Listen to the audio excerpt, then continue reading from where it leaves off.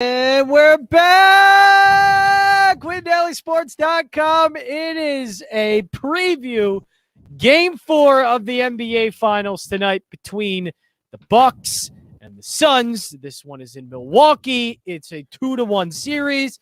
Milwaukee Ghosts. They back? They back in this? They back? No, absolutely No? not. What? No. Not even a little bit?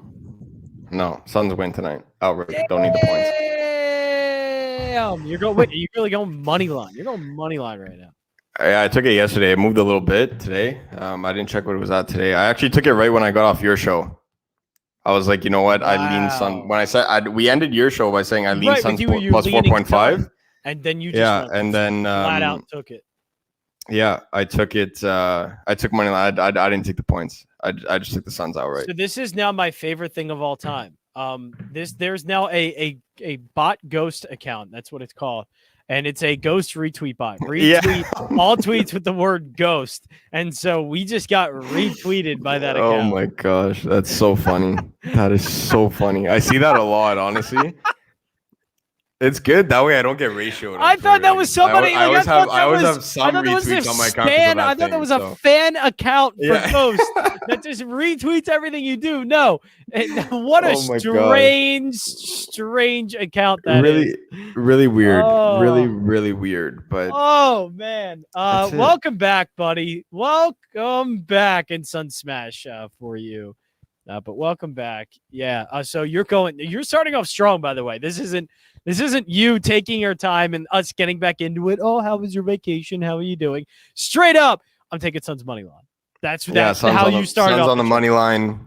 I'm coming back with a bit of a bang there. So Suns don't need the points. You grab that plus money. Okay, that's it. Good for you, man. I like that. Suns don't need the points tonight. So why? I guess because you were sort of. Everything you were talking about with that game when I did have you on was kind of going towards, probably Suns are going to win. But you were just, it was a lean. You were kind of thinking about it. So what made you finally just go, yeah, that was it? I just looked back and the point differential when DeAndre Ayton was off the court because of how much foul trouble he got in early on was just too substantial to overcome. And tonight with referee crew that doesn't hate Chris Paul, I just think that DeAndre Ayton hasn't gotten into foul trouble all that much, and he's faced way better bigs than Brook Lopez. And even when Giannis is finally getting minutes at the 5, it took them, 15 plus games and 3 playoff series, and to be down 2-1 in the NBA Finals for Bud to finally realize that he has to play Giannis at the 5. But even with Giannis there, he doesn't struggle with foul trouble. That was the first game and pretty much the entire playoffs outside of maybe 1 or 2 others. But I don't think he repeats that. It's been very rare that he ends up getting into that early foul trouble. He's had games where he finished with 4 or 5 fouls, but he played 40 minutes and he played the entire game. The crazy thing is he still had his points prop, in 24 That's minutes. the thing. And that's why I was saying, there's no way the NBA ends up allowing the Suns to win and not giving Finals MVP to Chris Paul. Mm-hmm. That would just, that would just be an absolute uproar. But DeAndre Ayton is really making a case. If he absolutely plays a full 30 every time he plays 36 minutes plus, which is seemingly every night outside of game 3 where he got into foul trouble, he's a 2020 candidate. And for that alone, it's scary to not have him at least on some ballots as Finals MVP. It's going to be tough. Yeah, he would be. Would he be your runner-up at this point? Absolutely. Well, it all depends on who wins. If people are going to say, "Oh, well, how is Giannis not runner-up?" You can't win Finals MVP if you don't win the Finals. Right. So for me, it's Chris Paul and Ayton. It would be such a big part of them winning the series. You would have to be. That's it, exactly. For me, it's Chris Paul or DeAndre Ayton, and then on the flip side of Milwaukee, it's only Giannis. That's it. Not if the Suns if the Suns win, there's no way that they don't give it to him. There's no way they don't give it to him. So it has to be Chris Paul. It has to be. Yeah. So for tonight's game, we'll get. You know what? We'll go right to the showdown slate. And we'll get into the props because the props are interesting, and I do have a few that I like as well. So because when Ghost was gone, I had to figure this out by myself. But we got a ton of them. We got parlays here. We do have takedown lineups and captain spots. So we'll get through it first, and then we'll get to the questions. Where are we starting? Is it got to be honest in the captain spot, or is that one like DeAndre Ayton? I know DeAndre Ayton, we've been doing a lot for the playoffs. For me, it's one or the other. Personally, like if you play Ayton, either way, I think you need to have Chris Paul in your lineup. If you go Giannis in the captain spot, make it a little different and go Book, because it makes it quite tough to end up getting Ayton, CP3, and Giannis together if you go Giannis in the captain spot without punting with someone like Torrey Craig or something like that. And I don't want to do that. There's enough value down there where, Cam Johnson's my guy. He's been my guy for 3+ rounds now, and it's certainly not going to change against the one matchup that, it finally benefits a 3-and-D wing like Cam Johnson. So, and oh my goodness, I stood up off my couch when he absolutely baptized PJ Tucker, put it in the Louvre. That was absolutely amazing. I loved to see that. I actually rewinded it and had to watch it a couple times. That was my favorite part of the NBA Finals by far. So, Cam Johnson's down there. You got to be able to play him. For those of you brave enough to play, automatic at this point. Yeah, it's for me. It's just he's their Pat Connaughton, but way better, right? So he's that first man coming off the bench. He provides that spark, and you know what? There's always seemingly one game where it's either Mikal Bridges or Jay Crowder that are not shooting the ball well. I can't remember the last time where Phoenix had a game where both of their starting wings had good shooting outings, and Cam Johnson always comes off the bench and replaces one of them and ends up going lights out from the field. So he gets the easier matchups. Everything lines up perfectly for him. I really do like going back to Cam Johnson. I've been doing it the entire playoffs, so I don't see why I would stop now.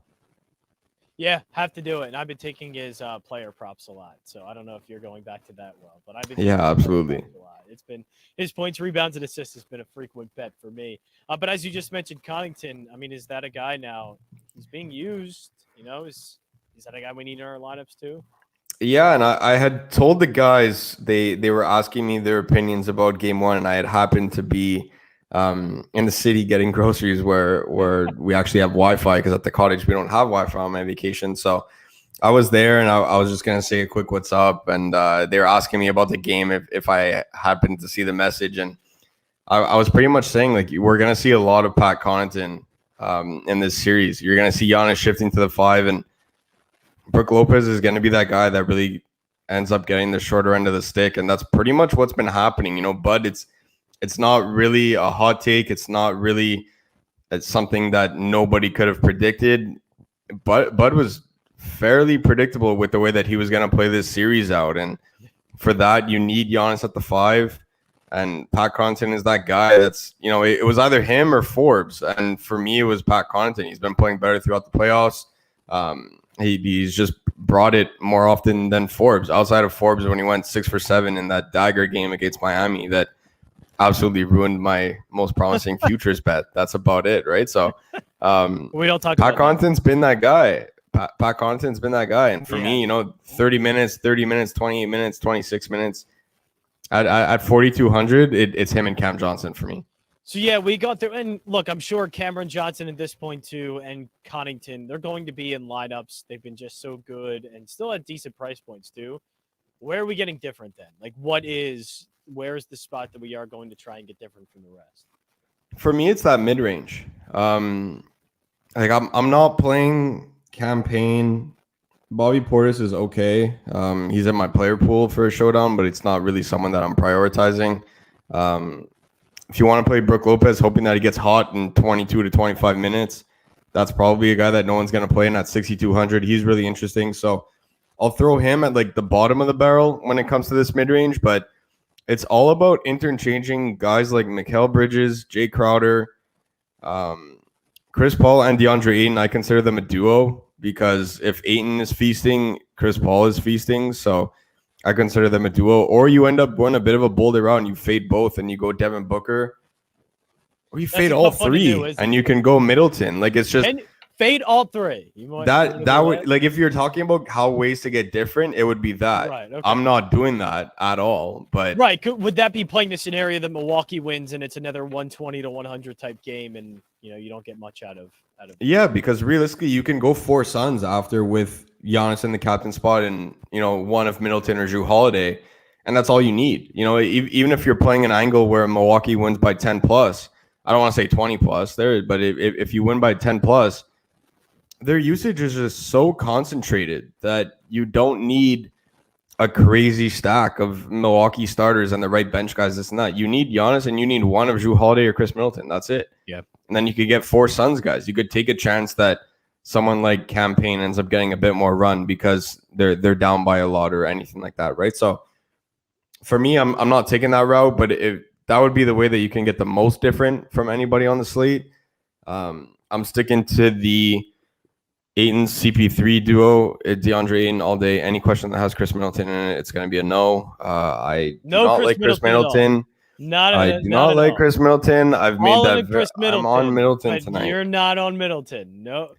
I said this for the longest time, and people must have thought like I had a vendetta against Chris Middleton or something. Like, it's just you do. He's not a true number 2 option. He's not. I refuse. And if you look at that game where it was the end of the 4th, and he had gotten like a couple garbage time stats where he finished with like 13, 6, and 6 or something. Mm-hmm. He had 9, 4, and 4. And was 4 for 16 from the field. Do not tell me that's your number 2 option because that does not work. I'm sorry. He's not a number 2 true option on a championship team. And that's just the guy either plays like prime Michael Jordan or he plays like Kyle Kuzma. Like, there's no in between. And for me, I'm not going to pay that much for a guy that I'm hoping that he plays like 80s and 90s MJ when most of the nights he looks like a glorified Kyle Kuzma. Yeah. So no Chris Middleton. Just want to make sure we're on the same page. No Chris Middleton. Not for me. That's where I'm taking my stance. So does that mean Jrue Holiday? If you're going $2, you have to. Yeah, I mean, he's been really good. And the thing with Jrue is that he's got to be able to put together a game where he can bring it on both ends of the court. Mm-hmm. And he does have trouble with that.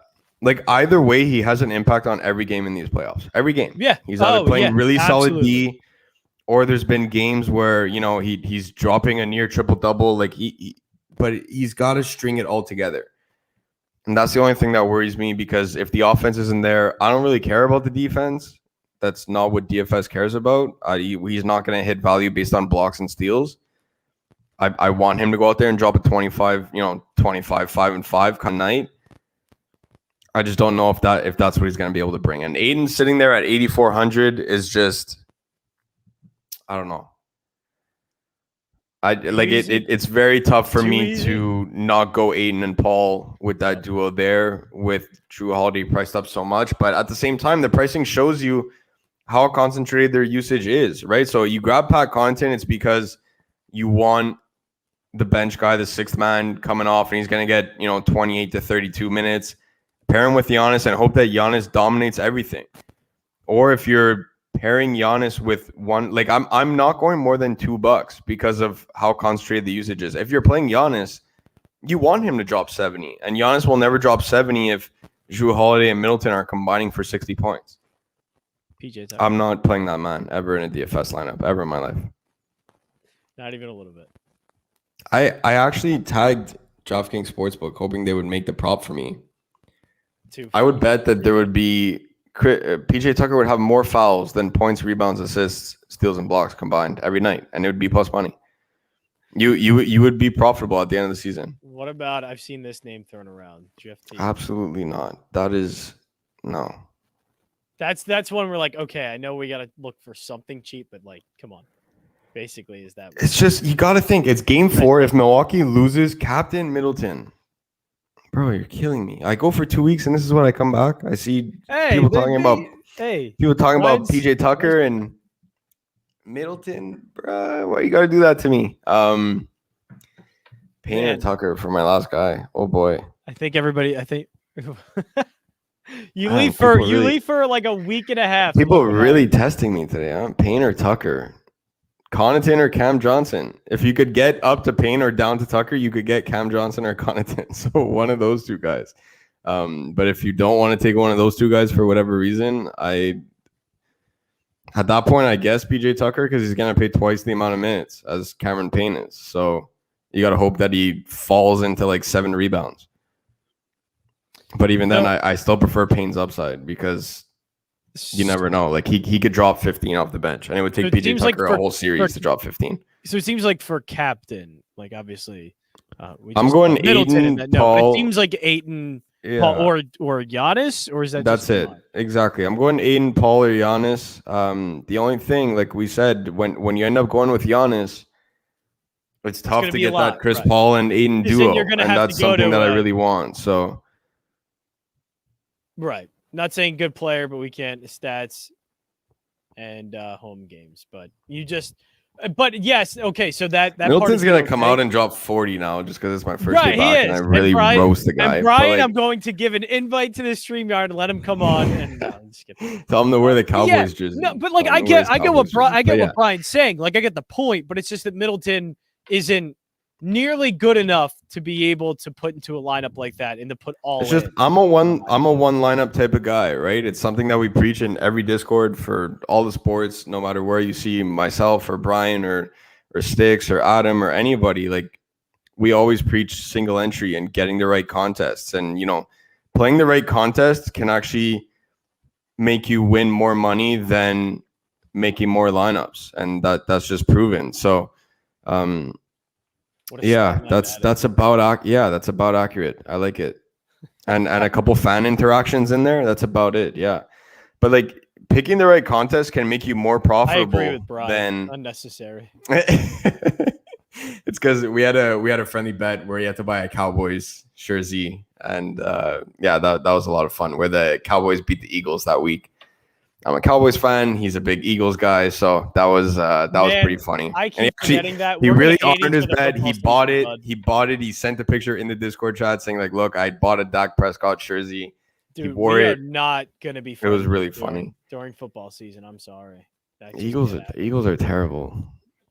I actually like the Cowboys this year. Moving on. Yeah. Let's get out of the showdown and talk some props.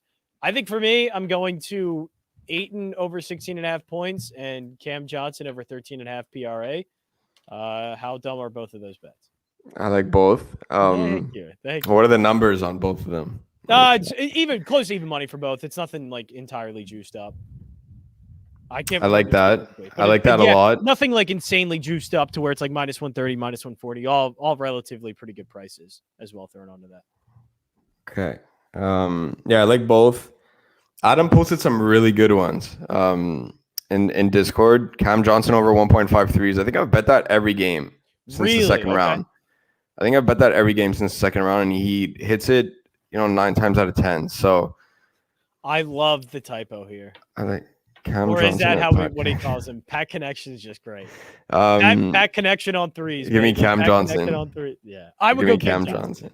Is it mostly because Cam Johnson is? He's been very good at kind of racking the numbers up in multiple ways. If he doesn't have a double-digit point game, he can grab boards and a couple of assists. He has been relatively consistent across the board. Yeah, and the way Phoenix schemes their offense and their defense, they need their wings crashing the glass, right? Like that's what Mikal Bridges does. We've seen him grab 10 to 11 rebounds in a game. We've seen Jay Crowder do it from the 4 spot. Like that, Cam Johnson has to fulfill that role too, right? He can't just run to the corner. He has to.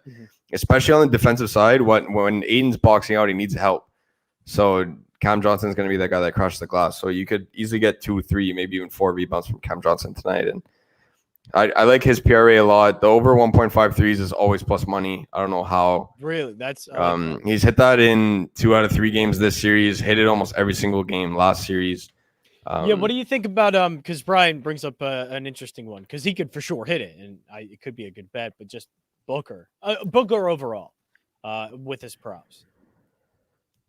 His props are tough. It's always. It's tough.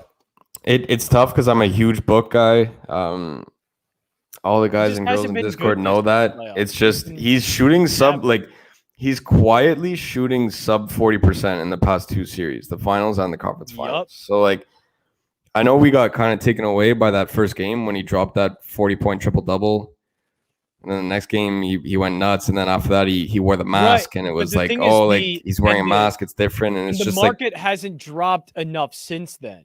Like it's still, I say the books are still kind of pricing him after that triple double, like almost the same. Yeah, a few points down. Like he was at 40 to 36, but 36 even still is a little bit high for what he's doing. It is almost like you just said. The books are capitalizing off of that one big game, and I don't think anybody or the public has adjusted. Well, that's exactly it. And a lot of people end up looking at Chris Paul props, and they're like, okay, well, this is higher than his season average, and this and that. Like all those kind of things that I usually look at for props go out the window in the playoffs, because it's not about season averages. It's not about what Chris Paul put up against Milwaukee in the month of February. Like it's not relevant anymore. These guys had 3+ games against one another. They know the way that they play. Like you just got to watch the games and trust your gut more than things like that. So for me, I'm not really jumping at Devin Booker props just because of, I don't want to say how poorly he's been playing, but man, Chris Paul has been so ball dominant. Everybody can look and say like, oh, he's had a 30-point game here and here, and you go, okay, yes, that's yes. exactly but look it. at if you look at the shooting numbers, it's not efficient or consistent enough for me to bet on him. That's exactly it. The shooting numbers have been ugly, and Chris Paul has just been so ball dominant in that second half where it's almost like he knows he's chasing Finals MVP. And now that Book kind of had a bad game or two, Book isn't really in the conversation at all. Yeah, and it's like he snagged a rebound from DeAndre Ayton to that took away DeAndre Ayton's 2020 game. Let's not forget about that, right? So as much as Chris Paul is a fierce competitor and it's about grabbing that rebound and not 2020 games, there was nobody within 5 feet of DeAndre Ayton. He could have easily grabbed that rebound, right? So just goes to show, like, I'm not saying Chris Paul is going out there and being a selfish guy. That's the opposite of what Chris Paul is, but it's definitely in the back of his mind where this cements his legacy, arguably as a top 5 point guard of all time. If he wins the ship and he gets that Finals MVP, he's in the conversation for top 5 point guard of all time. Ooh, look at you. So I will throw this to you. Your props, your bets that you enjoy want to take for today. I got Mikal Bridges points. Cam Johnson over 1.5 threes is plus money. Chris Paul. This one's a bit tough. Like this one's more of a sprinkle than anything. Chris Paul to double and Phoenix to win. You get it at ridiculous odds. To give you an idea, Chris Paul double is floating around plus 150 right now. And the Suns are still not favored. They're plus 4.5. So you take the Suns money line, combine it with Chris Paul double at plus 150. You get a little of a boost there, and it's a boost because it's two things to happen. So it's not a certified boost from any of the books, but that's one that I'm kind of making my own boost there. Chris Paul to double and the Suns to win, and then I took DeAndre Ayton points prop, DeAndre Ayton rebounds prop. DeAndre Ayton, I saw it at 12.5. I'm not sure if the line moved. Yeah, which one have you been going for more? Points. I've been going points more than the rebounds, just because this is like we were saying the last time when we were talking about Mikal Bridges. We had that game where there was Mikal Bridges had like 3.5 rebound prop, and Jay Crowder was like 5.5, and we were like, man, we could jump all over DeAndre Ayton, and it's just that's what I was saying then was that it could be a Jay Crowder rebound game. It could be a Mikal Bridges rebound game. It could be a Cam Johnson rebound game. Like for that, it's very rare that I'll end up going toward the rebound. If anything, I'll just say, like, there's a lot of alternatives, and you got to get creative when you're going with props in the finals. I'd rather do DeAndre Ayton to double and the Suns to win.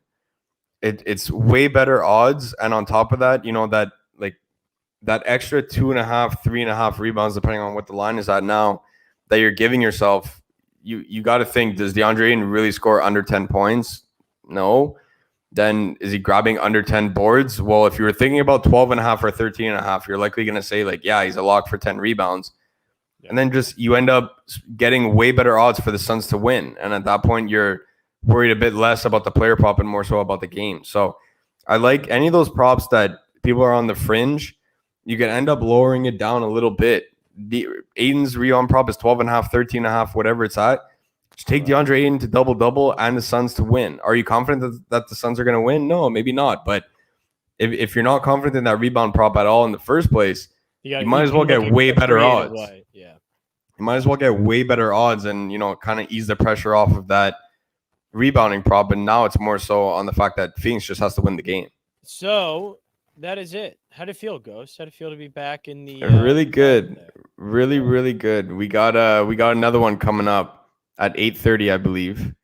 Oh yeah, you definitely do. You absolutely do. Yeah, it's at 8:30, I think. I gotta with Mark Drumheller and Tony Cotillo, two great guys that work over with the Gambler, do a great job. So we got another sports betting one there at 8:30. I hope everyone enjoyed. It was a blast to be back with you, back-to-back days too.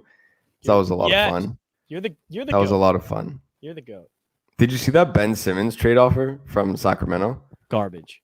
No, that's okay. That's the last thing I'm going to say on the show is that if that's what Sacramento's offering, they're actually not willing to trade for Ben Simmons. Like they don't want Ben Simmons if that's their trade offer.